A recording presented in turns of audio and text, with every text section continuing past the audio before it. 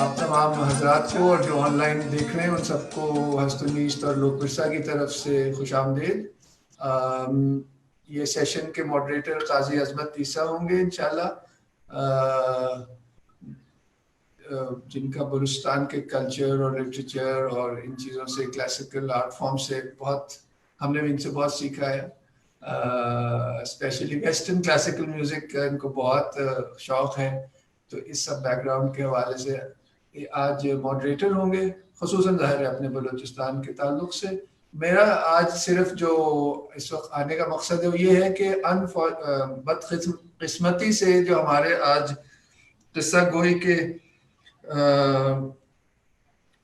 نصیب مزار صاحب تھے، جنہوں نے آج ہمیں اس کے بارے میں بتانا تھا، اور وہ ایک کہہ لیجیے کہ خاندانی پہلوانی شاعری کا ایک لڑی سے جڑے ہوئے تھے، جو ٹریڈیشن ہے قصہ گوئی کا.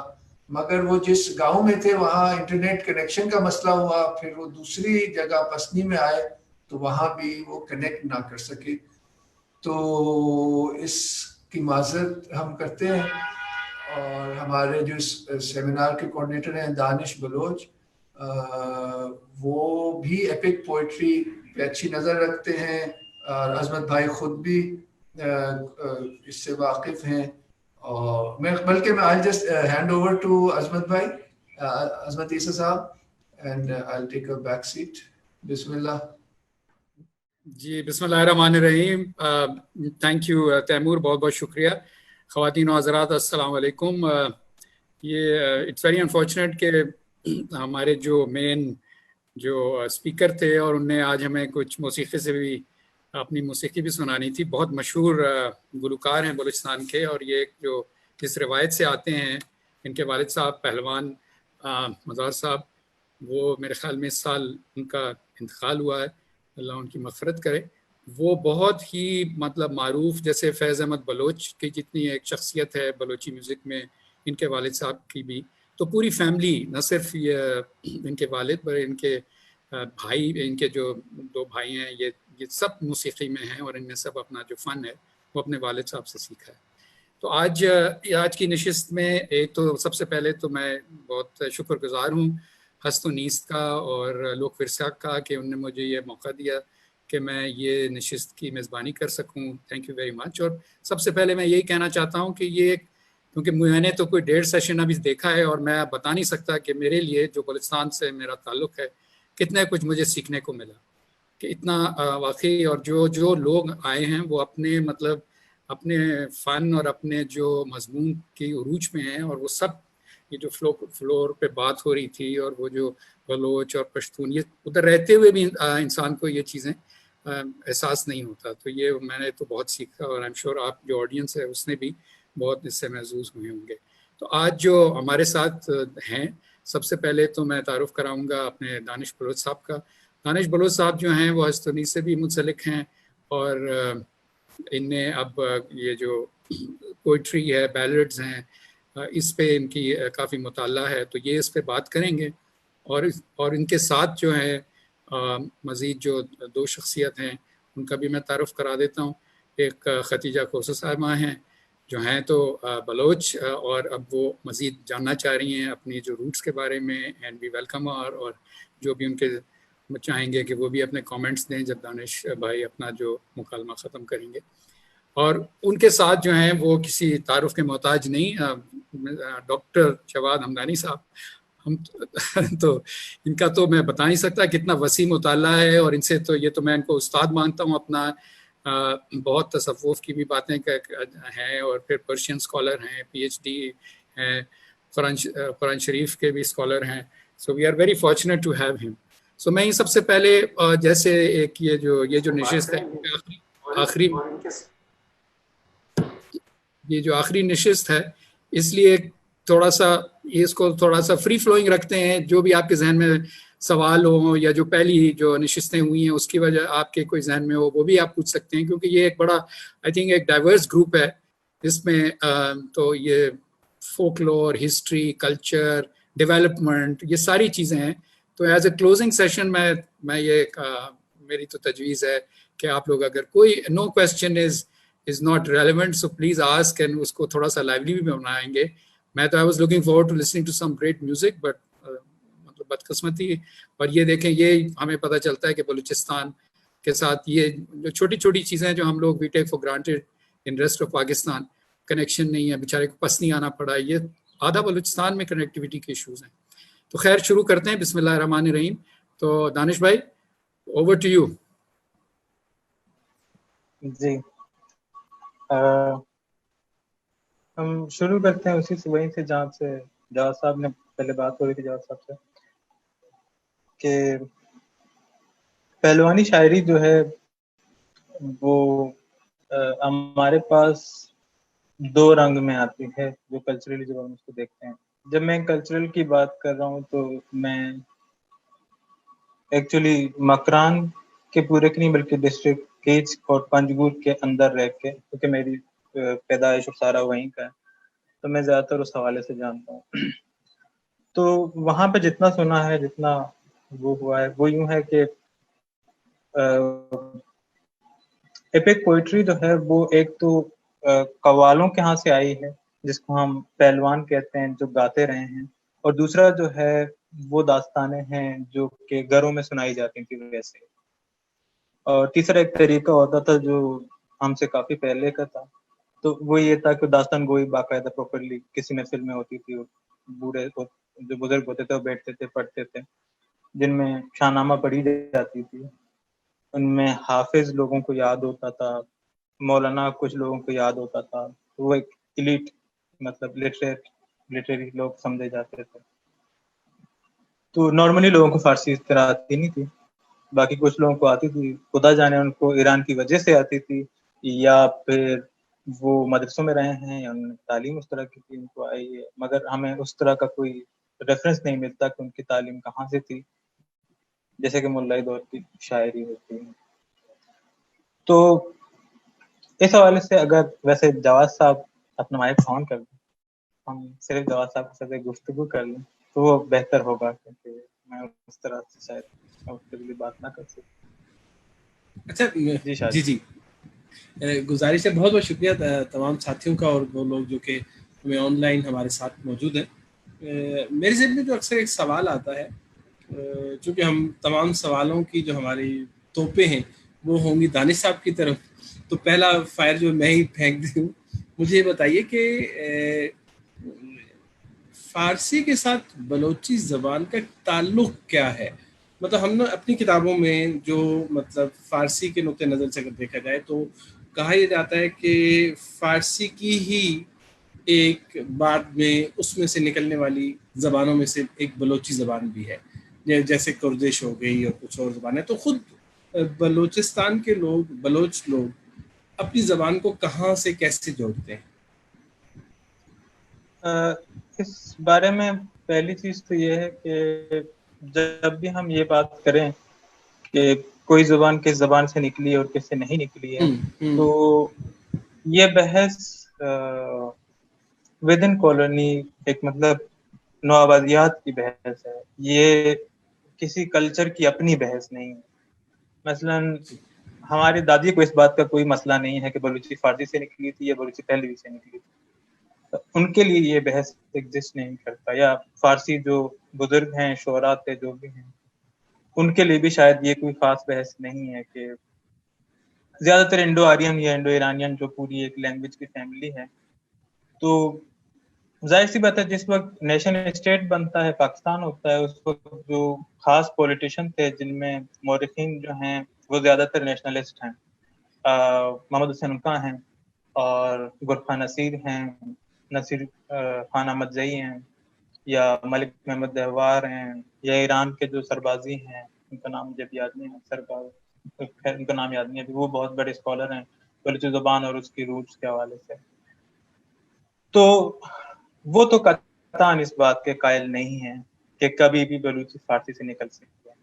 वो अलबत्ता ये आपको कह सकते हैं कि फारसी बलूची से निकली है, मगर वो बलूची का फारसी से निकलने के कायल नहीं है। वो ज्यादातर ये मानते हैं कि बलूची और पहलवी जो है वो सिस्टर लैंग्वेजेस हैं, दोनों का मदर लैंग्वेज है।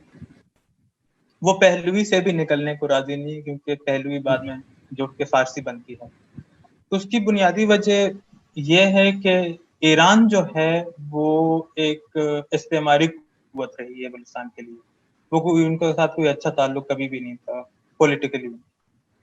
تو اس وجہ سے بھی وہ قاجاروں کی جو پوری ایک ان کے پاس بیک گراؤنڈ میں مسئلہ ہے گجروں کے ساتھ, تو اس وجہ سے بھی وہ اس کو کبھی ایکسیپٹ نہیں کرتے کہ ہم کسی بھی طریقے سے خود کو فارسی سے جوڑ سکیں.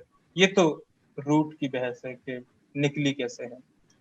لیکن کیا بلوچی پہ فارسی کا اثر ہے یا نہیں ہے, تو ایسا ممکن نہیں ہے کہ آپ ایران کے بارڈر پہ رہتے ہو اور جس کی اتنی بڑی لٹریچر ہو اور آپ کو کبھی بھی پڑھنے کا شوق ہو, تو آپ کے پاس جو سب سے آسان ترین جو لٹریچر ہوگی جو قریب ہے وہ فارسی ہی ہے. اردو آپ سے بہت دور ہے, پنجابی اور مثلا میں مکران کی بات کر رہا ہوں, خاران کی, دال بندین کی اور سیستان بلوچستان والی سائڈ میں. تو ان کی شاعری میں جو مکرانی شاعری ہے اس میں الفاظ کی بھرمار ہے فارسی کی. مطلب 19 سینچری میں آتے آتے اتنا فارسی ہو جاتا ہے کہ بیچ میں سے بلوچی غائب ہو جاتا ہے. مطلب آپ کو شاید ہی موسٹلی جیسے کہ ملا فاضل کی شاعری ہے یا ابراہیم بمپشتی کی ون شاعری ہے جو کہ ایران سے ان کا تعلق ہے. کافی ملئی دور کے جو شعراء ہیں جن پہ جب 1950s میں نیشنلسٹ شعراء جتنے آئے تھے کانگریس, ان کا سب سے بڑا اعتراض یہ تھا کہ ان کے پاس بلوچی مر رہی تھی. ان کی زبان میں بلوچی کی کیفیت ختم ہوتی جا رہی تھی کہ آپ بلوچی نہیں بولتے, آپ نے عربی کے پورے جملے بولنے ہوتے ہیں, آپ نے فارسی کے پورے شعر کوٹ کرنے کے ادا کرنے ہوتے ہیں. تو 19 سینچری میں تو اتنا اثر تھا بہت زیادہ. اس کی شاید موسٹلی وجہ یہ ہے کہ وہ شاید مدرسوں میں گئے تھے, کیونکہ وہ لوگ جتنے بھی ہیں ان کے پاس بہت زیادہ حافظ کا لٹریچر ہے. مطلب حافظ سے ان کو واقفیت ہے, یہ تو بہت جھلکتا ہے ان کے اندر. رومی سے ان کا بہت تعلق ہے, اور جو یہ نئے ہیں شاعر جن کے ساتھ آپ کو باقاعدہ نظر آتا ہے کہ بغیر کسی وجہ سے, مطلب اب اگر کسی کا شاہ نامے سے تعلق ہے تو اس کی کوئی وجہ ہے, وہ ایک داستان ہے. داستان بدلی جا سکتی ہے, داستان ری انٹرپریٹ کر کے اپنی طریقے سے پیش کی جا سکتی ہے. جیسے کہ اگر آپ کو علم ہے تو لسبیلا میں فرحات کا قبر بھی ہے, شیرین فرحات والا جو ہے. اور تو اس طرح جیسے اتل میں سسی کا جو آتا ہے وہ تو خیر سندھی شاعری سے آتا ہے, لیکن سسی کو بلوچ اس طرح آن نہیں کرتے جس طرح ہندیوں کو لگتا ہے کہ فون گیج کا ہے. مگر فرحات کو بلوچ آن کرتے ہیں, وہ کہتے ہیں کہ یہاں سے, مگر فرحات کی پوری شاعری وہ ایران سے اٹھاتے ہیں, ایرانی شاعری سے اٹھاتے ہیں, کیونکہ فرحات ایکچولی ریجنل اسٹوری نہیں ہے. جیسے گل بقاولی ایک ریجنل اسٹوری نہیں ہے لیکن اس کو بلوچی میں لے کے آیا جاتا ہے, اور وہ سلیمانی علاقے والے جو ہیں بہت پراپرلی اس کو بولتے ہیں, ان کے پاس مختلف واقعہ ہیں گل بقاولی کے. وہ آتا افغانستان سے, اس طرف سے ان کا جو اثر ہے. اب یہ داستانیں ہیں, ان کی ایک مورل ویلیو ہوتی ہے, داستان کہنے کی ایک وجوہات ہوتے ہیں, کہانیاں بول رہے ہوتے ہیں آپ, تو اس کو مختلف رنگ سے پیش کیا جاتا ہے. اس کی ضرورت ہے کیونکہ آپ داستان کی شاعری ویسے ہی کرتے رہے ہو. مگر جو رومی کا انداز ہے یا جو حافظ کا انداز ہے یا باقی اس کے علاوہ تو کم ہی شاید فارسی شعراء کا نام آتا ہے اس طرح, ان پہ متاثرین لوگ جو ہیں وہ 19 سینچری کے زیادہ تر ہوتے ہیں. تو وہ تھوڑا سا اصطلاحات وہاں سے اٹھاتے ہیں, تھوڑے سے رنگ ہلکا پھلکا نظر آتا ہے ان کے اندر. اس طرف سے زیادہ سندھ والی طرف کے قریب جتنے بھی لوگ ہیں, جیسے مستوق علی ہے, مستوق علی کا جو عرفانی رنگ ہے جیسے پہلے آپ پوچھ رہے تھے, وہ ملا فاضل کے عرفانی رنگ سے بہت فرق ہے. ملا فاضل مند کے شاعر ہیں, مستوق علی جو ہیں وہ اس طرف مری علاقوں کے شاعر ہیں. شاید کہاں سے ہم اتنا ایک ذکر نہیں پتا. اب ملا فاضل کے ہاں مذہبی رنگ ملتا ہے مگر بہت سطحی ہے, اس میں بلوچ ہونا ایک زیادہ اسٹرانگ رنگ ہے, اس میں مورالٹی ایک بلوچ کی ہے, اب وہ پراپرلی ایک بلوچ نظر آتا ہے. مستوق علی ایک عاشق ہے اور فاضل بھی ایک عاشق ہے, یہ دونوں عاشقی کی شاعری کرتے ہیں. مگر مستوق علی کا عشق جو ہے وہ بڑھتے بڑھتے عرفان کی طرف جاتا ہے. فاضل کا عشق جو ہے وہ داستانی شاعری سے تھوڑا سا بھی آگے نہیں جاتا, وہ داستانی شاعری کے اندر رہ کے وہ اسی طرح کے اصطلاحات استعمال کر کے وہی پیرائے میں اسی انداز میں پوری بات کر جاتے ہیں. تو جو فارسی کا وہ عرفانی رنگ ہے وہ کبھی بھی 19 سینچری میں بلوچوں میں اس طرح آتا نہیں. اگر یہ میرے مطلب سوال کا جواب آپ کو لگے ہے. دوسرا یہ ہے کہ شاہ نامے کو بلوچستان میں شروع سے اون کرتے ہیں بہت زیادہ. اس طرح نہیں کہ ان کو شاہ نامہ شاید سب کو یاد ہو، بلکہ اس طرح سے جس طرح کہ وہ علی کو اون کرتے ہیں، امام علی کو، جس طرح سے وہ امیر حمزہ کو اون کرتے ہیں، جس طرح سے وہ حضرت سلیمان کو اون کرتے ہیں، وہ اس طرح کے حضرت سلیمان جو ہیں وہ سمجھ لیں کم و بیش بلوچستان کی ہی ہیں. اور حضرت علی کے بھی کافی واقعات ہیں جو کہ بلوچستان سے جڑے ہوئے ہیں، مگر اس کو وہ اتنا نہیں کہتے.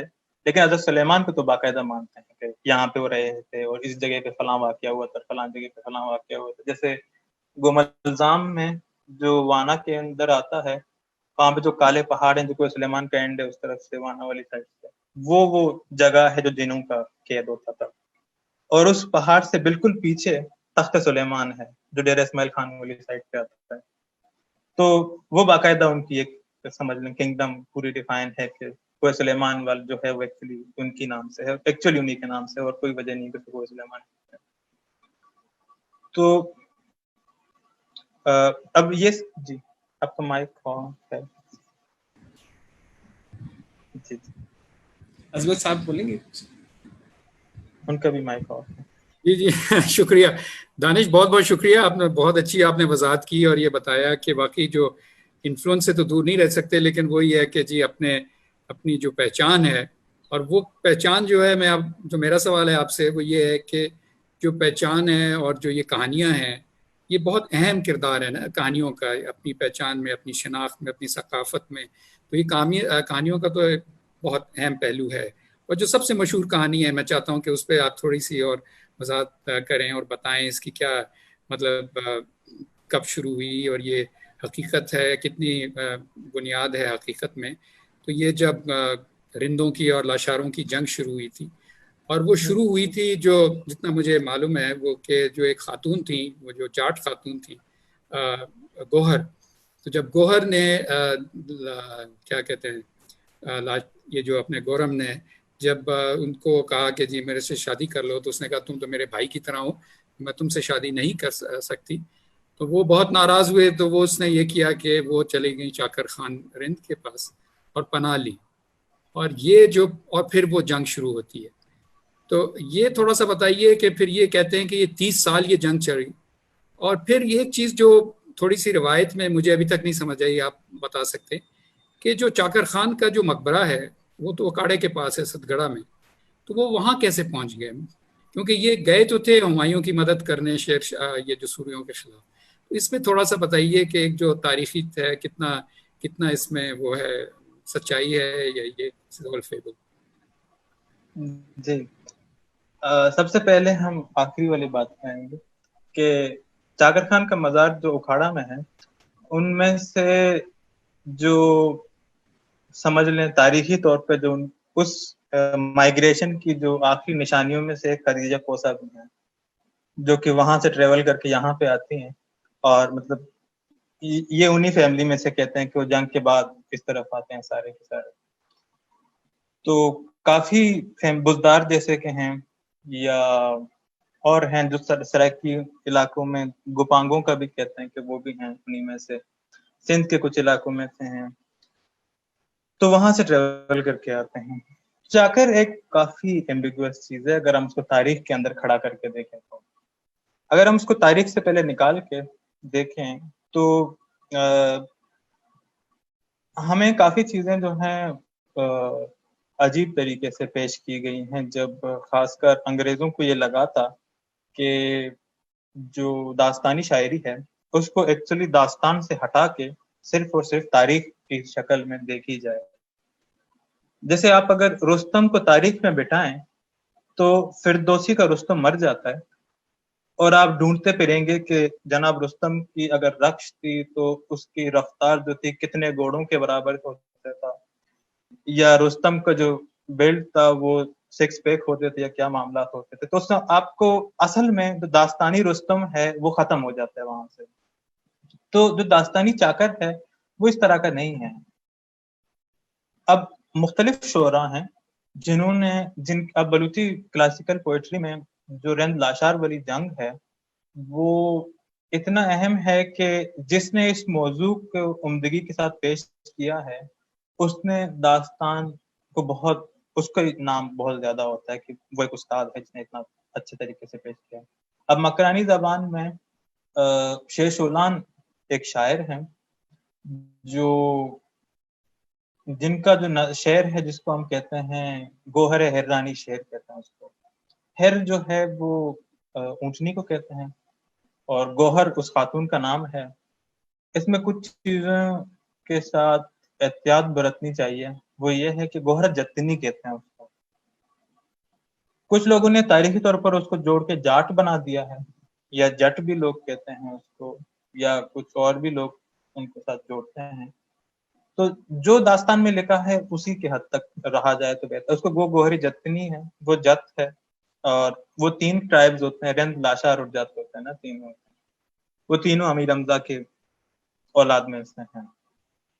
तो दास्तान वहां से असल में शुरू होती है कि परिस्तान में अमीर हमजा जाते हैं, उनको एक परी से इश्क हो जाता है और उनके साथ शादी करते हैं और एक बच्चा पैदा होता है, उसका नाम बलूच खान होता है। फिर उसके 3 बेटे होते हैं, एक रंद होता है, एक लाशार होता है, फिर एक शायद बेटी होती है, जत्तनी होती है।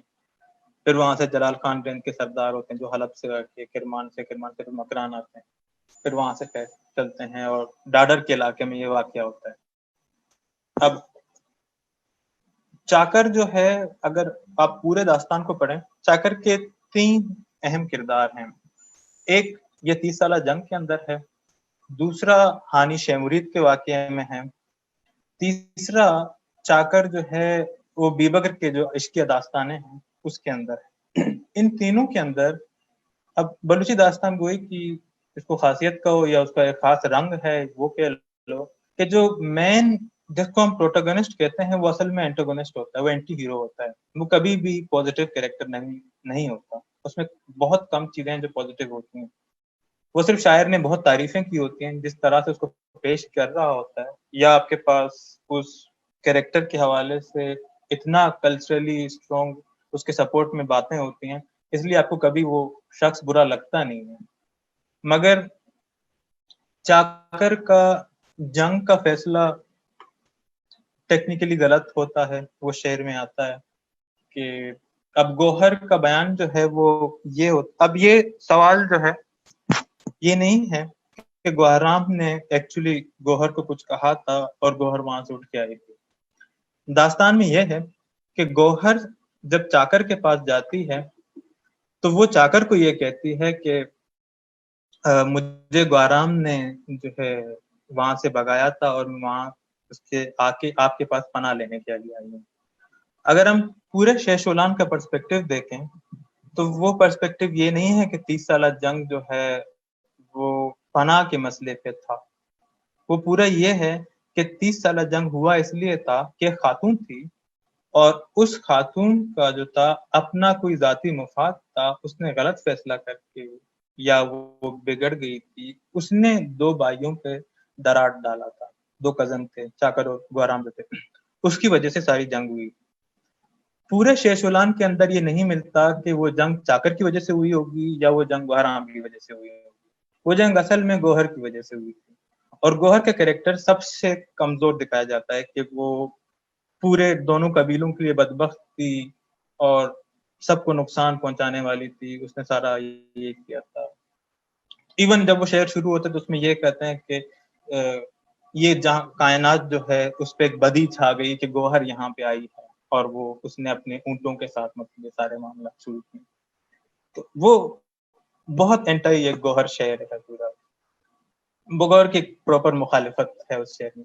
लेकिन चाकर का जो कैरेक्टर है और गोहराम का जो कैरेक्टर है वो पूरा डेवलप इस तरह होता है कि इन सब ने 30 साल एक जंग चलनी है और इस 30 साल के जंग को वो सिर्फ नरेट कर रहे हैं। वो कभी भी ये नहीं बताते कि चाकर असल में किस तरह का शख्स है या गोहराम असल में किस तरह का शख्स है। अब पहली बात यह है कि चाकर खामखा एक जंग खड़ा करता है और बगैर गुहाराम को बताए, और गुहाराम को कुछ भी नहीं पता होता और अचानक से जंग शुरू हो जाती है, और जंग उसके बाद वो चलती रहती है। गुहाराम बदला लेता है, फिर चाकर बदला लेता है, फिर गुहाराम बदला लेता है।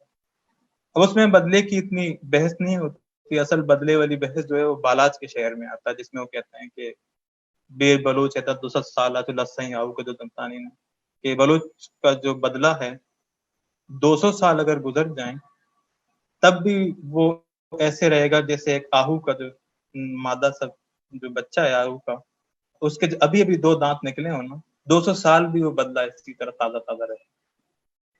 और जिसमें ये कहा जाता है ये हो सकता है कि मतलब कुएं, एक अंधा कुआं हो, उसके नीचे पत्थर पड़े हों और वो पत्थर पानी में घिस घिस के रेत हो जाएं, ऐसा मुमकिन है, लेकिन बलूचों का बदला खत्म नहीं हो सकता। तो इस बैकग्राउंड के साथ इस शेर को आप पढ़ते हैं तो आपको पता है होता है कि हाँ 30 साल एक नॉर्मल मसला है बदले की जंग के लिए, मतलब क्योंकि आपके पास पूरा वो बैकग्राउंड इन्फॉर्मेशन, कोई बड़ी बात नहीं है। तो ये खतीजा, वुड यू लाइक, आप कुछ पूछना चाहेंगी या कोई वजाहत चाहेंगी? आपका माइक ऑफ है।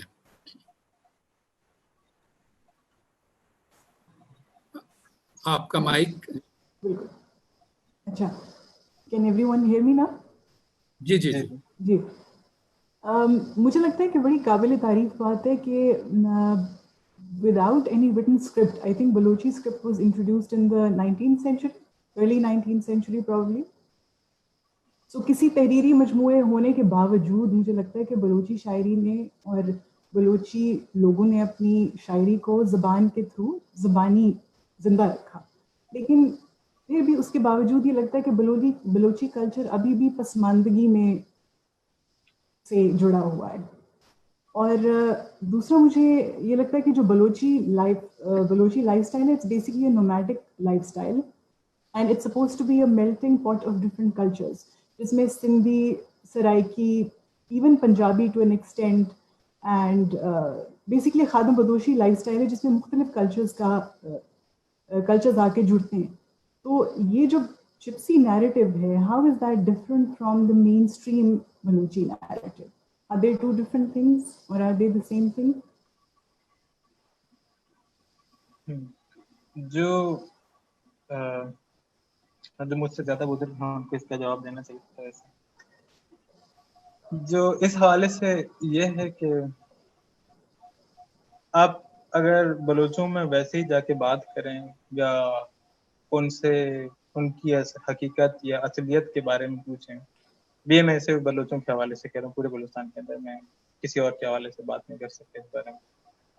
तो उनके बैकग्राउंड में ये मामला है कि हम जैसे उनके तमाम ज़रबुल अमसाल जो हैं और उनकी मोस्टली कहानियां जो हैं वो नोमैडिक कहानियां हैं सारी की सारी। उनकी पूरी मोरालिटी जो है वो एक नोमैडिक लाइफ में से आती है। मतलब अभी भी तकरीबन जितने भी चीजें हैं, मतलब प्रोवर्ब्स जितने हैं मोस्टली जो कॉमनली यूज होते हैं, सारे इस्तेमाल करते हैं लोग, वो खाना बदोशी के हैं।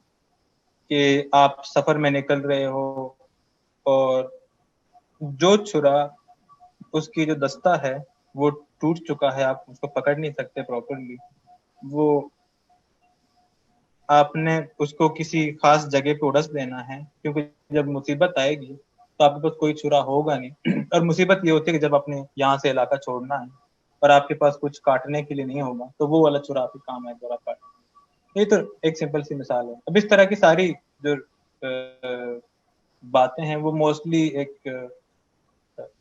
खाना बदोशी की जिंदगी को दिखाते हैं। दूसरा ये है कि बलूच जिसे बलूच कहते हैं वो असल में खाना बदोश है। तो खाना बदोशों के लिए बलूची में जो लफ्ज है उसको बलूच कहते हैं कि ये बलोच हैं जो यहाँ पे आए। बाकी सारे रेंद हैं, लाशार हैं, गिचती हैं, फलां हैं, लेकिन जो खाना बदोश हैं वो बलूच हैं। वो लाइफ स्टाइल बलूची है, वो पहनने का तरीका बलूची है, वो घर बलूची हैं, उनका सारा कुछ बलूचों का है। जो शहर में बैठ गए हैं उनमें थोड़ा सा दोगलापन है, उनकी कुछ के रस्म रवाज बदल गए हैं, कुछ के कपड़े बदल गए हैं, कुछ की बातों के तरीके बदल गए हैं। बलूचों में यह है कि वो जहाँ पे भी रहेंगे वो कभी भी उनके लहजे में उस इलाके का असर नहीं आएगा। حالانکہ دکھنے میں آپ کو خانہ بدوش لگتے ہیں کہ کہیں پہ بھی جائیں گے وہ کسی کلچر کو ایکسیپٹ کر لیں گے، مگر سب سے ریجڈ وہ خانہ بدوش ہیں. وہ نہ اثر قبول کرتے ہیں نہ کسی اور کو دینے کی کوشش کرتے ہیں. وہ اپنے اندر رہتے ہیں، بہت پریزرو ہوتے ہیں اور اسی میں ہی کام چلاتے ہیں. وہ ان کا اور معاملہ ہے کہ وہ جہاں فصل پک رہی ہوتی ہے اس طرف ان کا زیادہ تر رجحان ہوتا ہے. تو اس طرح وہ ایک ان کی لینگویج نومیڈک ہے، مگر 1947 کے بعد 1948 کے بعد خاص کر 1970 کے بعد جب بلوچستان صوبہ بن جاتا ہے وہ نومیڈک لائف ٹوٹنا شروع ہوتی ہے اور اس میں کافی چیزیں بدل جاتی ہیں پراپرلی. جیسے کرنسی جو ہے وہ 60s میں انٹروڈیوس ہوتا ہے کافی علاقوں میں، اس سے پہلے بارٹر ہوتا تھا. جیسے مسجدیں جو ہیں وہ خیر انبار تو تبھی انٹروڈیوس ہوتا ہے جب یہ سعودی والے مسجدیں بنتی ہیں، مگر جو علاقے میں ایک مسجد کے بجائے بہت ساری مسجدیں جب بننی شروع ہوتی ہیں وہ 80s میں آ کے ساری شروع ہوتی ہیں. وہاں پہ وہ کلچر آہستہ آہستہ بدل رہا ہوتا ہے اور آپ اپورچونسٹ بنتے جاتے ہو ہر کلچرل ویلیو کو چینج کرنے کے لیے کہ ہمیں اس کو بدلنے کی ضرورت ہے، اس کو بدلنے کی ضرورت ہے، یہ چیزیں بدلنی چاہیے. تو وہ سٹی بننے کے بعد، شہری زندگی اپنانے کے بعد، خیر وہ تو نیچرل ہوتا ہے کہ کوئی بھی خانہ بدوش نہیں رہ سکتا. تو اس دوران میں وہ چیزیں بدلتی رہی ہیں اس طرح سے. شکریہ، بہت اچھی آپ نے وضاحت کی، تھینک یو ویری مچ. اب اگر کیونکہ یہ اس کی کیا قصہ خانوں کی آج یہ جو نشست تھی تو اس پہ تھوڑا سا واپس جاتے ہیں، اور جو ایک وہ آپ نے ذکر کیا اس کا جو ان لاشاروں کی اور پرندوں کی جو جنگ ہے، اس میں آپ نے کہا کہ چاکر کا جو کردار ہے وہ کافی عجیب کردار ہے میری نظر میں، کہ ایک طرف تو ہی دکھا ہے کہ ایک ہیرو ہے، ایک مطلب اس سے لوگ یہ وابستگی ہے لوگوں کی، اور ایک طرف اس کا جو دوغلا پن ہے یا اس کی وجہ سے کئی لوگوں کو بہت سارے نقصان بھی ہوتے ہیں. آپ نے ہانی کا شاہ مرید کی بات کی کیونکہ وہ ایک بہت ہی اعلیٰ داستان ہے، اور وہ یہ جو میں چاہوں گا کہ آڈینس کے نے اگر نہیں سنا تو وہ جو ہمارے پہلوان ابراہیم صاحب ہیں وہ یوٹیوب پہ جائیں، ان کا سنیں، اور انہوں نے وہ بہت زبردست طریقے سے وہ گائی ہے ہانی اور شاہ مرید کی داستان.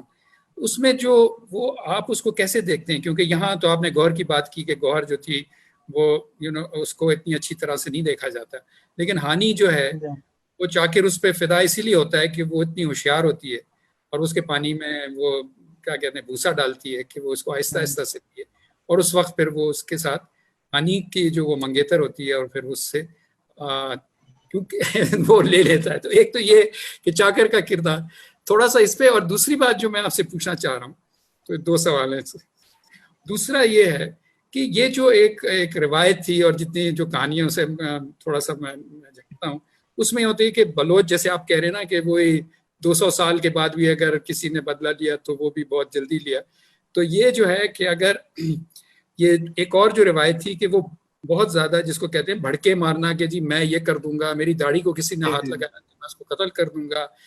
تو اور جیسے شاہ مرید بھی یہی کہتا ہے نا کہ جی جس دن میری شادی کا دن ہوگا جو بندہ مجھ سے جو بھی مانگے گا میں اس کو دینے کے لیے تیار ہوں، اور وہ پھر آ کر اس سے ہانی مانگ لیتا ہے. تو مطلب لیکن she is a very different character to Gohar. تو یہ کیونکہ اس سے پہلے سیشن میں بھی جو خواتین کا کردار رہا ہے اس کے بارے میں اب آپ بتائیں، اس کو آپ پریزنٹ ڈے پہ بھی لنک کریں کہ کیونکہ میں سمجھتا ہوں کہ بلوچستان سے ہوتے ہوئے کہ جی وہاں کی جو پشتون خواتین اور بلوچ خواتین میں کافی فرق ہے in terms of mobility, in terms of access to their rights, access to land.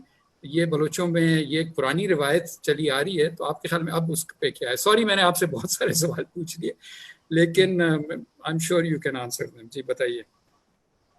جی ہم چونکہ ہانی شاہ مرید کے واقعے پہ ہیں تو جو بڑکے مارنے والی بات ہے وہ واقعہ شروع ہی وہاں سے ہوتا ہے.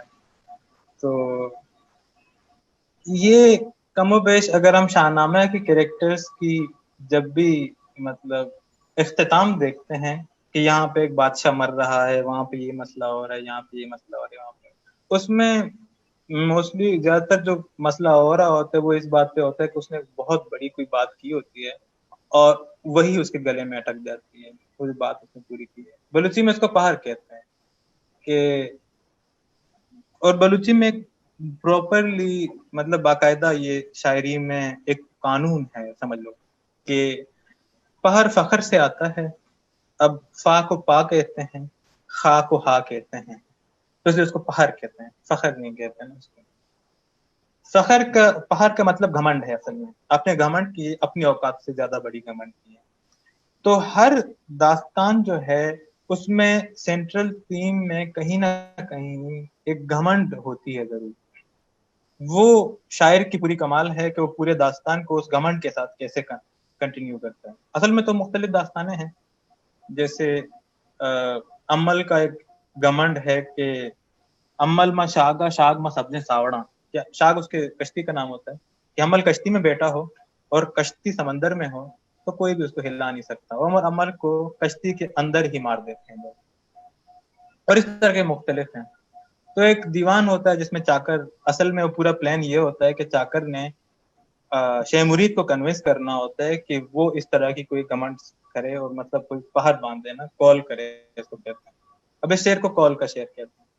تو چاکر کہتا ہے کہ بھی چاکر تو ویسی طبیعت شاید سست ہوگا، تو وہ کہتا ہے کہ اگر میں درخت کے نیچے سویا ہوں چھاؤں میں اور کوئی آئے ہے، چاہے درخت کتنا موٹا کیوں نہ ہو، اور کوئی آئے اور آرام سے اس پورے درخت کو کاٹ لے اور درخت لڑک کے میرے اوپر بھی گر رہا ہو، میں اپنی نیند خراب نہیں کروں گا.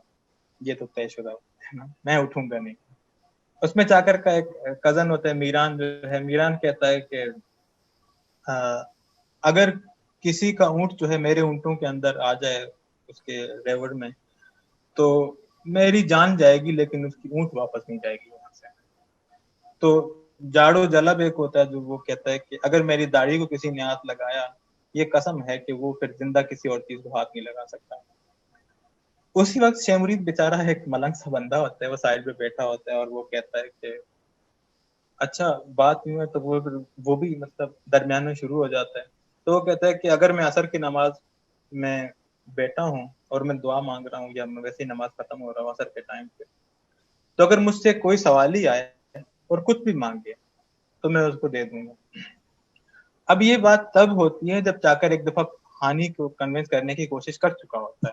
مطلب وہ سب سے باتیں کر چکا ہوتا ہے کہ ہانی سے شادی کرنی ہے، اور ہانی نے سب نے بتا دیا ہوتا ہے کہ وہ اس کی کافی عرصے سے منگیتر ہے، تو آپ شادی نہیں کر سکتے اس طرح. تو یہ پورا ریچول ہو جاتا ہے کال کا. تو یہ کچھ جیسے رشتہ لینے والی آنٹیاں ہوتی ہیں، اس طرح کی کچھ عورتیں ہوتی ہیں، وہ جاتی ہیں کیا کہتے ہیں ان کو، ڈوم کہتے ہیں نا، ڈومکی جو ہوتے ہیں وہ ہیں جو گاتی ہیں نا، یا بانڈ کہہ لو جو پنجابی میں کہہ سکتے ہیں. تو وہ جاتی ہیں اس کے پاس. ڈوم اور جت ابھی بھی میرے گاؤں میں ہے ویسے.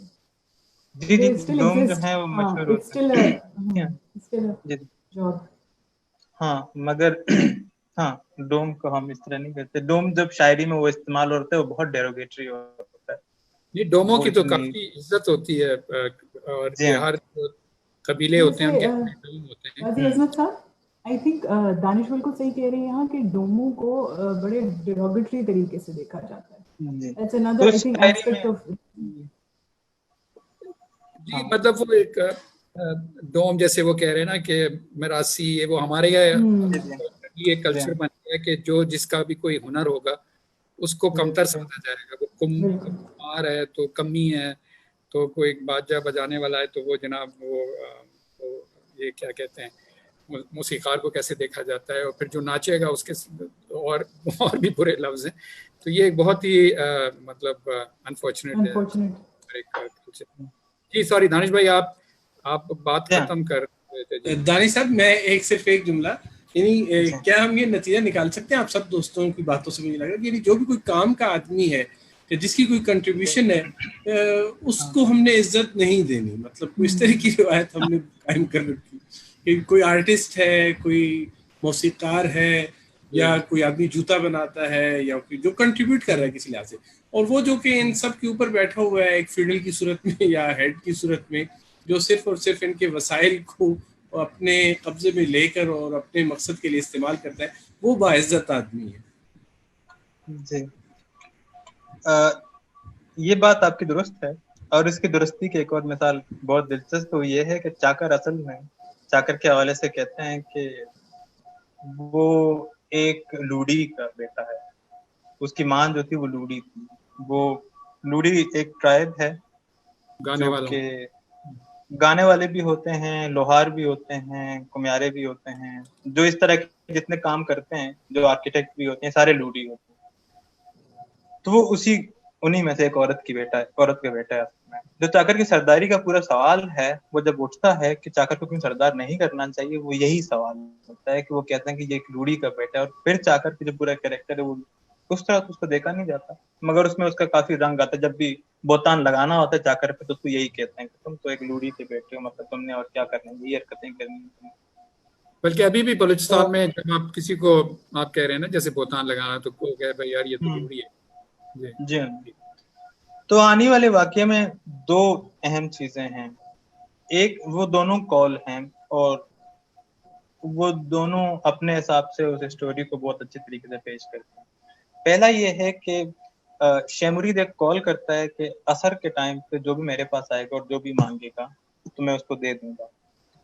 اس کال کو عمل نہ کرنا یہ نہیں ہے کہ وہ صرف مرد ہے تو اس کی مردانگی دکھائی دے گی یا کوئی اس طرح کا ہے.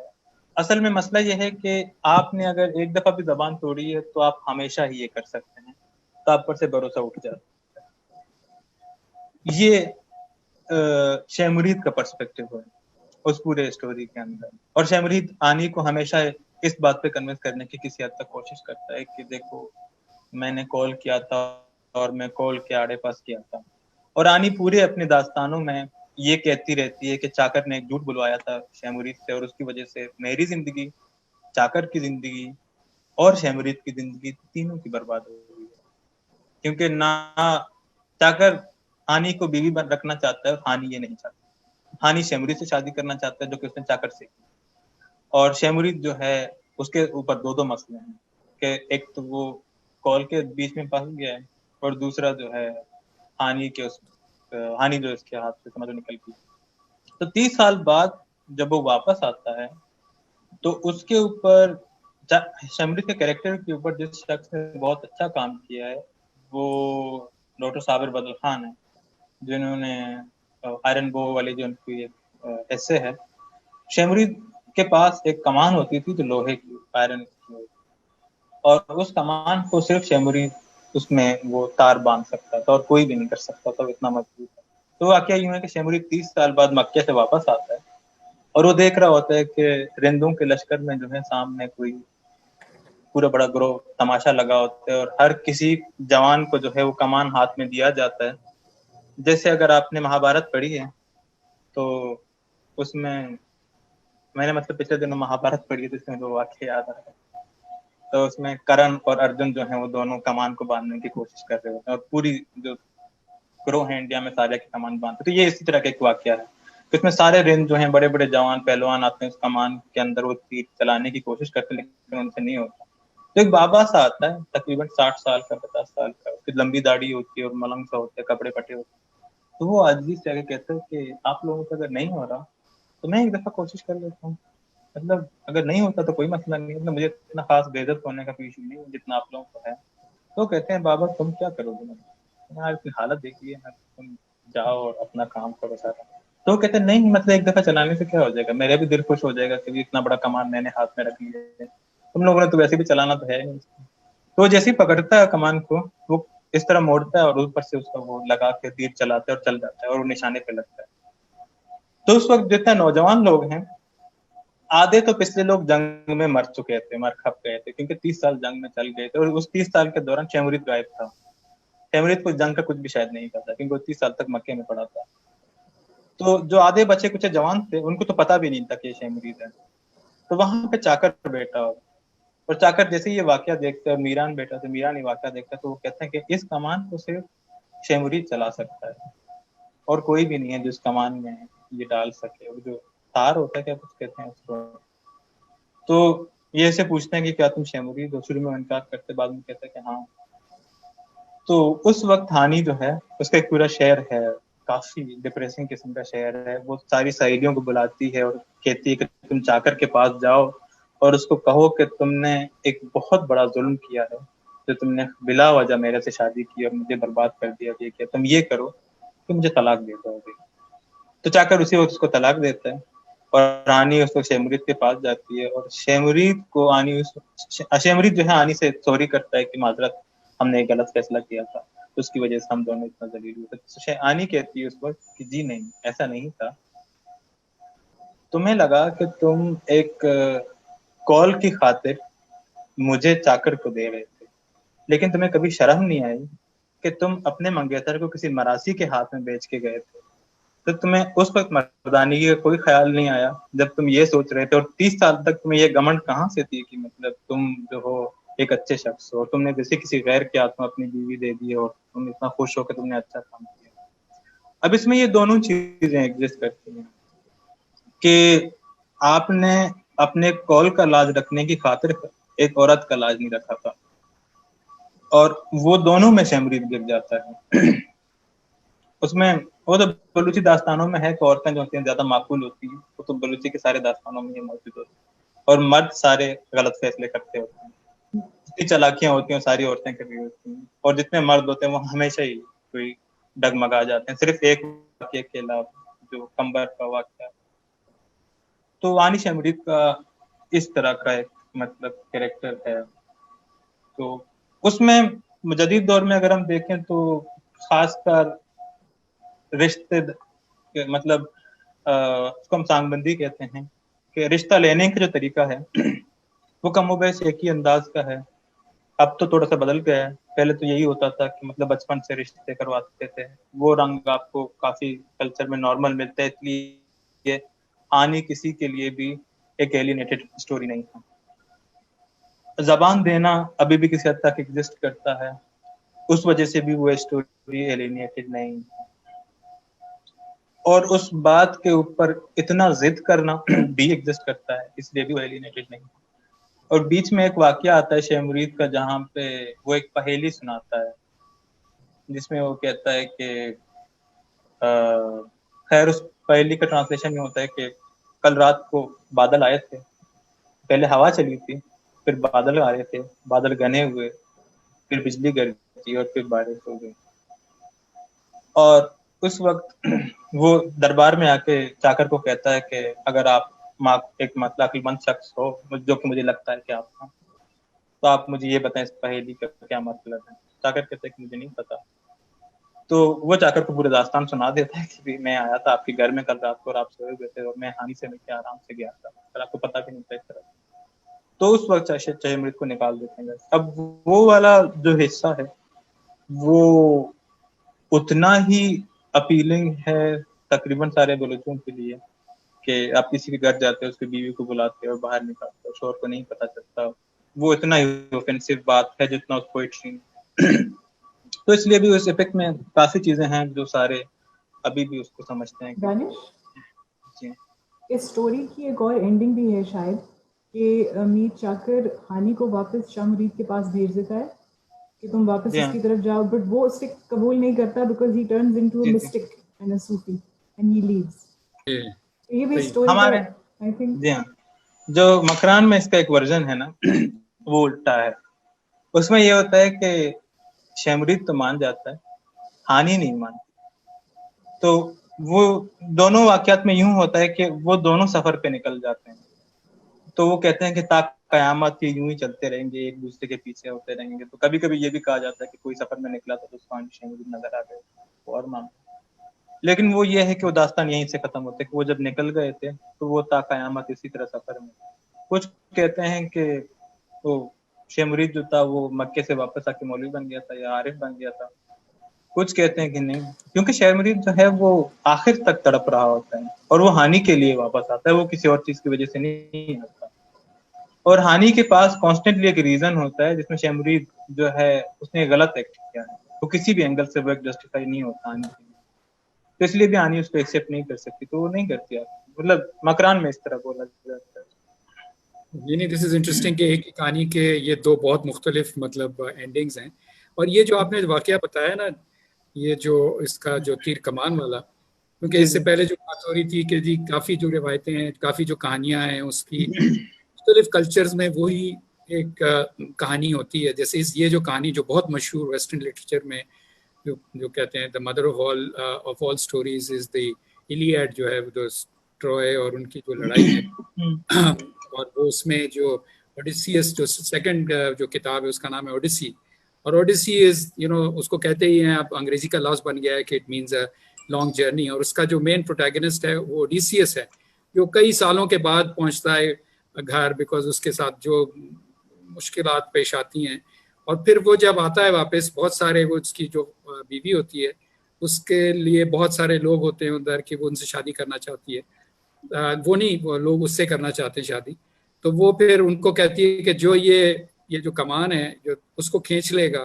تو وہ میں اس کے ساتھ کروں گا. اس کو پتا تھا کہ جی صرف میرا میاں جو اوڈیسیس ہے وہی صرف یہ کھینچ سکتا ہے، اور وہ بھی اس وقت تک جب وہ آتا ہے واپس وہ کافی بوڑھا ہو چکا ہوتا ہے، لمبی داڑھی ہوتی ہے، اور وہ جو آپ نے ابھی پورا جو منظر کھینچا ہے وہ بالکل وہی منظر ہے وہ اوڈیسیس کا، کہ وہ جب آتا ہے اور پھر اپنی اس کی، اور وہ وہاں ایک یہ ہے کہ ایک ہے جس کو کہتے ہیں ایک ہیپی اینڈنگ ہے کہ پھر دونوں میاں بیوی جو ہے پھر they meet and they after 30 years whatever وہ پھر ایک دوسرے کے ساتھ ہوتے ہیں. تو جواز صاحب آپ کی کوئی مزید آپ کچھ کہنا چاہیں گے؟ ہمارے پاس اب کوئی 5-6 منٹ رہ گئے، تو آپ نے صرف ایک سوال پوچھا، تو اب میں آپ سے ایک چھوٹا سا ایک سوال پوچھنا چاہوں گا. جی یہ بتائیے کہ داستانی ادب جو ہے وہ زیادہ تر جو زندہ رہا ہے وہ ظاہر ہے اسی اورل ٹریڈیشن کے ذریعے رہا ہے، اور اس میں گانے کی روایت بڑی پختہ ہے.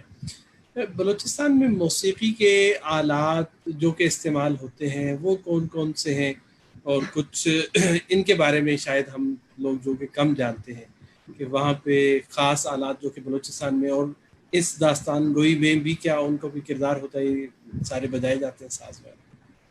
میں تھوڑا سا تو میں بتا دوں گا، لیکن I'm sure کہ دانش اس سے زیادہ جانتے ہیں، ان کا مطالعہ زیادہ ہے. لیکن جو بنیادی جو آپ کہنا کہ جو شناخت ہے، جیسے پٹھانوں کی رباب ہے، تو جو بلوچستان کی جو انسٹرومنٹ ہے وہ ہے ساروز. ٹھیک ہے جی، ساروز جو ہے وہ سب سے مطلب اہم کہہ لیں، اور یہ جو داستان گوئی ہے وہ ساروز کے ساتھ ہی ہوتی ہے. اور جو دوسرے جو 2-3 اور جو ساز ہیں جو بہت مقبول ہیں، ایک تو نڑ ہے جس کو وہ جو فلوٹ ہے جس کو الغوزہ نما، اور پھر اس کے بعد ایک اور جو ہے وہ دھمبورا ہے جو سندھ میں بھی ہوتا ہے، اس کو دھمبورا ادھر کہتے ہیں، ادھر دھمبورا کہتے ہیں. اور پھر ایک اور جو ایک کافی یونیک انسٹرومنٹ ہے جو میں نے اور کہیں کسی پاکستان کے علاقے میں نہیں دیکھا، جو ایک زتر ہے انسٹرومنٹ جو ویسٹرن میوزک میں اس کی طرح ہوتا ہے، اس کو بنجو کہتے ہیں.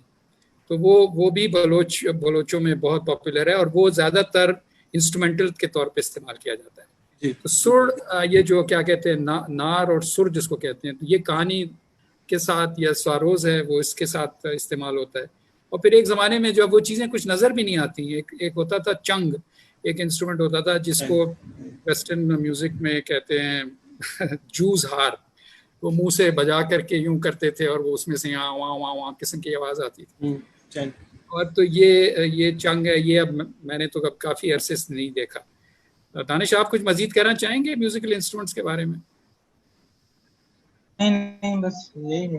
چنگ آخری ٹائم پہ کہتے ہیں کہ مستنگ میں ہوتا تھا بہت زیادہ، تو مطلب مستنگ میں تو بہت عام تھا کہ مستنگ والے سارے ابھی بھی کہتے ہیں کہ ہم ویسے ہی بچپن میں کھیلنے کے لیے بجاتے تھے. ہمارے یہاں تو کافی عرصے سے ختم. بینجو جو ہے وہ ہے جیپنیز انسٹرومنٹ، مگر وہ بلوچستان میں کیسے نازل ہوتی ہے وہ تو خدا ہی جانتا ہے. وہ اچانک سے بس 1950s میں کچھ ٹائم پہ وہ بلوچستان کی میوزک میں انٹر ہوتا ہے، اور بس اس کی شاید وہ لک ہے، اس طرح کی شکل ہے جس کی وجہ سے اس کا اورا بنا ہوا تھا کہ بہت اہم چیز ہے. بعد میں تو اس کو بہت امپرووائز کرتے ہیں، خاص کر جو گوادر کے ایک میوزیشین ہیں اسد فضیل نام ہے ان کا. ہاں باقی جو آپ نے کہا ہے کہ اسی طرح ہے. اور ساروز کی کیا شکل و صورت ہے، کس طرح کا انسٹرومنٹ ہے؟ ساروز کے ان کے جو بیسکلی 3 سے لے کر کے 5 مین سٹرنگز ہوتے ہیں. اچھا، سٹرنگ اور سپلیمنٹری سٹرنگز جو کمپلیمنٹری سٹرنگز کہلاتے ہیں وہ بھی 3 سے 5 ہوتے ہیں. ٹھیک ہے، اور وہ ایک سارنگی نما ایک چیز ہوتی ہے، اس کی جو اس کو آپ کہہ لیں فوک سارنگی کہہ لیں، اور اس کا لوکل لکڑی سے وہ ایک میں اس کا نام بھول گیا، وہ درخت سے بنتا ہے، وہ ایک ہی اس کا پیس سے بنتا ہے. اور وہ جس کو کہتے ہیں اس کو بو سے بجاتے ہیں جیسے وائلن کی طرح, اور وہ گھوڑے کے جو بال سے وہ بو بناتے ہیں اس کی, اور بہت خوبصورت آواز ہے, بہت مطلب روز والی آواز ہے. اور اگر موقع نہ ملا ہو تو میں یہی جو اپنے آڈینس سے نوجوانوں سے کہوں گا کہ یہ بہت زبردست قسم کے ہمارے پروٹیگنسٹ مطلب جو یہ تھے ان ٹرمز آف میوزیشنز, ان کے کچھ جو بہت افسوس ہوتا ہے کچھ ایسے لوگ تھے جو جن کو کہہ سکیں جو ہیرے تھے ہمارے میوزک کے, ان کی قدر نہیں ہوئی. کچھ جیسے میں نے کہا پہلوان صاحب, پہلوان ابراہیم صاحب, وہ ان کا اسی سال انتقال ہوا. اور اس سے اب جو میں نے سنا ہے کہ ایک بہت بڑا نام جو بلوچی میوزک میں بشیر صاحب کا ہے, تو بشیر صاحب جو میں نے لاسٹ ایئر پوچھوایا تھا تو بہت ہی خستہ حالت میں تھے, اور ان کے پاس کم از کم کچھ 100 سے زیادہ ان کو تمغے وغیرہ مل چکے ہیں. تو وہ کہہ رہے تھے کہ یہ کمرے میں انہوں نے اپنے سجائے ہوئے تھے, ان سے کہا یار خدا کے لیے یہ چیزیں لے لو, میرے بچوں کو تعلیم دے دو, مجھے ان تمغوں سے کیا کرنا ہے, کیونکہ وہ ان کے جو بچے ہیں وہ بغیر مطلب تعلیم کے لیے ان کے پاس پیسے نہیں تھے. مطلب یہ کہ ایک بہت ہی جو آپ کی جو اوریجنل بات کہ ہم اپنے لوگوں کی قدر نہیں کرتے, خاص طور وہ لوگ جن کے پاس ہنر ہوتا ہے, جو اپنی جو روایتوں کو آگے بڑھاتے ہیں. کیونکہ اگر ہماری یہ ساری جو کہانیاں چلی گئی تو ہماری شناخت چلی گئی, لوگوں کو اس چیز کا احساس نہیں ہوتا کہ پھر ہماری کیا شناخت ہے. لیکن ایک جو چیز ہے کہ اتنا مایوس نہیں ہونا چاہیے, کیونکہ ایک چیز جو میرے خیال میں جس کی وجہ سے میرے خیال میں یہ ادب اور کلچر اور میوزک زندہ رہے گا, اور وہ ہے یہ سارا جو انٹرنیٹ ہے, سوشل میڈیا ہے, یوٹیوب ہے. اب آپ کوئی بھی, میں نے یہی ان کا پہلوان صاحب کا جو میں نے کہا میں دیکھوں یوٹیوب میں ڈالا, ان کا آ گیا, ان کے 6-7 گانے تھے. سو یہ ایک بہت خوشائن بات ہے, اور اللہ تعالیٰ اور یہ جو بہت چھوٹے چھوٹے آپ ناردرن ایریاز میں چلے جائیں, ایک ویلی میں ایک الگ الگ زبان بولی جاتی ہے, ان نے اپنے سارے اپنے گروپس بنائے ہوئے ہیں, یہ واقعی کا گروپ ہے اور یہ بروشسکی کا گروپ ہے وغیرہ. تو مطلب یہ ایک امید کی کرن ہے ضرور. تو I would just take last comments, تو پھر ہم اس کو کلوز کرتے ہیں. آپ پہلے میں ختیجہ صاحبہ سے, پھر جواد بھائی, اور پھر دانش. Very small comment. جی دانش نے جو بھی داستان سنائی ہمیں, اس سے آئی تھنک بلوچوں کی 3 کیریکٹرسٹکس بہت اچھے طریقے سے باہر نکل کے آتی ہیں. ایک تو یہ کہ بلوچ بہت اسٹبرن ہے, بلوچ پرائڈ بہت بڑی چیز ہے, اور دوسرا مجھے لگتا ہے کہ بلوچ اپنے کال کا بہت پکا ہے, اور تیسرا یہ کہ عورتوں کو بارٹر کرنے میں میرے خیال میں بالکل دیر نہیں تھی بلوچ نے کہیں بھی, and I think I can say that because I am Baloch. پھر سے کہیے گا بارٹر کیا؟ Bartering women in all these narratives and stories is a very common trait. Just that honey was like basically a sacrificial lamb in this whole story between Mir Chakar and جی very pertinent observation. Doctor صاحب, doctor Jawad Hamdani صاحب. جی, بلوچستان پاکستان کے ایسے خطوں میں سے جس کی تاریخ بغیر کسی شک و شبہ کے سینکڑوں نہیں ہزاروں سالوں تک جاتی ہے, اور ہماری بہت ساری جس کو آپ سب کانٹیننٹ کی ہسٹری کہتے ہیں وہ یہاں سے جڑتی ہے. انڈس ویلی کے ساتھ اس کو جوڑنا چاہیں, ادھر سے آپ دیکھنا چاہیں پرشین امپائر کے ساتھ دیکھنا چاہیں, تو میرا یہ خیال ایک ایسی جگہ ہے جہاں پہ کئی کلچرز اکٹھے ہوتے ہیں, اور اتنا ہی بدقسمتی سے کم توجہ پانے والا علاقہ ہے. اور اس کے کچھ فوائد بھی ہیں کم توجہ پانے کے, کہ وہ اپنی بہت ساری جگہوں پہ اپنی اوریجنل حالت میں موجود ہے اور اس میں ملاوٹ نہیں آئی, اس کا فائدہ یہ ہوا. لیکن جو نقصان ہوا وہ یہ ہوا کہ ہم اتنے بڑے رچ کلچر سے اور اتنی بڑی تاریخ سے بالکل ناواقف ہیں, اور بہت بڑی مطلب جو پاکستان کا جو باقی علاقے ہیں ان کا انٹریکشن بلوچستان سے جو کم رہا ہے. تو میرا یہ خیال ہے کہ یہ جو آج کی بھی سیشن ہے اور یہ جو 2 دن کی یہ ساری ایکسرسائز ہے, اور اس کے علاوہ جو اس طرح کے کام ہو رہے ہیں, یہ بڑے اہم ہیں ہم لوگوں کے لیے کہ ہمیں بلوچستان کو سمجھنے کا موقع ملتا ہے. نہیں, بہت اچھی آپ نے بات کی ہے. اور اب دانش, ڈو یو وانٹ ٹو سے اینی تھنگ, آپ کچھ کہنا چاہیں گے آخر میں؟ آخر میں صرف میں یہی کہنا چاہوں گا جہاں سے بات شروع ہوئی تھی, کہ بس یہ ہے ایک چیز بلوچستان کے حوالے سے ہمیشہ بلوچی شاعری میں وہ یہ ہے کہ جو چاکر ہے ست گڑھ والا, وہ جو چاکر ہے 30 سالہ جنگ والا, یہ 2 الگ ہیں. ست گڑھ والا بنایا گیا ہے شاید ایک پرائڈ کے طور پہ, اپنی تاریخ کو زبردستی کسی اسپیشو ٹیمپورل جگہ پہ قائم رکھنے کے لیے کہ ہم دکھا سکیں کہ چاکر جو ہے ایکچولی تاریخ میں ایگزسٹ کرتا ہے. جو داستانی چاکر ہے وہ ایک فرق چیز ہے. تو ہمیشہ چاکر داستانوں کو اس طرح دیکھنا چاہیے کہ کس وقت لکھا گیا ہے, کس نے لکھا ہے, اور اس کے لکھنے کا پرپس کیا ہے, یا کس نے کہا ہے اور اس کے کہنے کا کیا مقصد.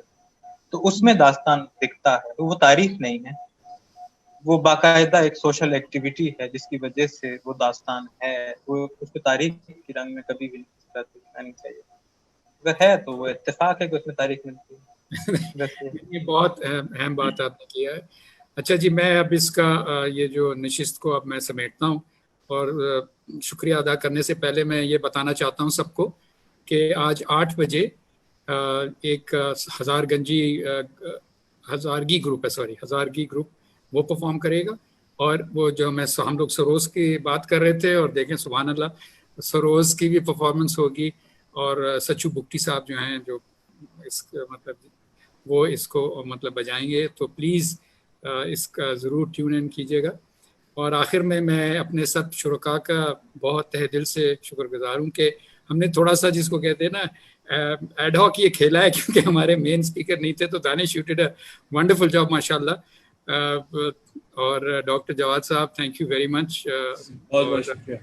Khatija thank you very much for your very pertinent observations. And اور میں سب سے آخر میں ہست و نیست اور لوگ کا تہ دل سے شکریہ ادا کرتا ہوں کہ یہ جو جیسے ڈاکٹر جواد نے کہا کہ یہ جو ایک خطہ ہے جس کے بارے میں لوگ اتنا کم جانتے ہیں. میں تو لوگوں سے یہ کہتا ہوں کہ جی آپ بلوچستان میں 3 شہروں کے نام بتا دیں جو کوئٹہ اور گوادر کے علاوہ, تو آپ کہیں بھی آپ اسلام آباد میں کسی سے پوچھیں 70% سے زیادہ لوگ نہیں بتا سکیں گے کہ بھئی کوئی اور بھی شہر ہے کوئٹہ اور گوادر کے علاوہ بلوچستان.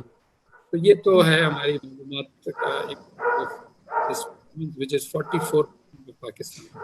اس کو دا فیوچر اور یہ ساری چیزیں کہی جاتی ہیں, لیکن افسوس یہ مین اسٹریم نہیں ہوا. اور اس کی جو تو اللہ کرے کہ بلوچستان میں بھی ترقی آئے اور لوگ جو ہیں یہاں جو بھی چیزیں ہو رہی ہیں ان سے مستفید ہوں, اور اپنے کلچر کو اپنے ساتھ لگا کے رکھیں اور اس کو نہ بھولیں, کیونکہ یہی ان کی روایت ہے, یہ ان کی پہچان ہے, یہی ہماری پہچان ہے. تو آپ سب کا بہت بہت شکریہ. And audience thank you very much, بہت بہت شکریہ. I hope you enjoyed this session though it was very improvised. بہت شکریہ. Thank you very much.